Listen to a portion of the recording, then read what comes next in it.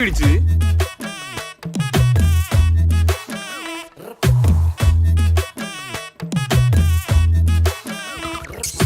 To my channel. আজকে review করব 2025 সালের তামিল রিলেশনশিপ ড্রামা আ পাবাম পোলা থাতু মুভি নিয়ে। তো কেমন হচ্ছে মুভিটা, আপনার কি দেখা উচিত? এই মুভির কাহিনীটি যদি ছোটো করে বলি, আ পাবাম পোলা থাতু এর গল্প একটি নববিবাহিত দম্পতি চারপাশে ঘোরে, যেখানে প্রেম, দ্বন্দ্ব এবং পরিবারের প্রত্যাশার মিশ্রণ ঘটে।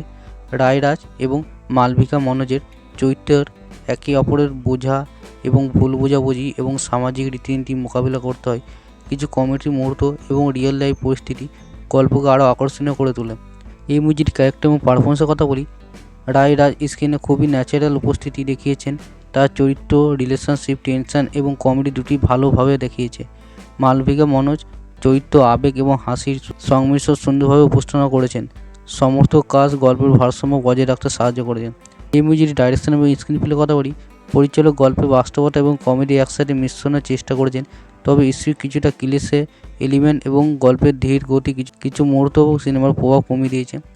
সঙ্গীত এবং টেকনিক্যাল দিকে যদি কথা বলি, ব্যাকগ্রাউন্ড স্কোর এবং সঙ্গীত কিছু গুরুত্বপূর্ণ মুহূর্তকে শক্তিশালী করেছে, কিন্তু সিনেমাটোগ্রাফি কিছুটা সাধারণ এবং কিছু ভিজুয়াল মুহূর্ত তেমন প্রভাব ফেলতে পারেনি। এই মুভি যদি পজিটিভ দিকের কথা বলি, সম্পর্ক এবং পরিবারের দ্বন্দ্বের বাস্তব চিত্র, রায়রাজ এবং মালবিকা মনোজের ন্যাচারাল অভিনয়, কমেডি মুহূর্ত এবং সম্পর্কের সংবেদনশীলতা গল্পের প্রিমাইজ আকর্ষণীয়। এই মুভির নেগেটিভ দিকের কথা বলি, কিলসে এবং চরিত্রের গভীরতা কিছুটা সীমিত, মাঝে মাঝে ধীর গতি, সিনেমাটোগ্রাফি এবং ভিজুয়াল কম প্রভাবশালী। আপনি যদি আ পাবাম পোলা থাতু মুভি দেখে থাকেন তো কেমন লেগেছে কমেন্টে লিখুন এবং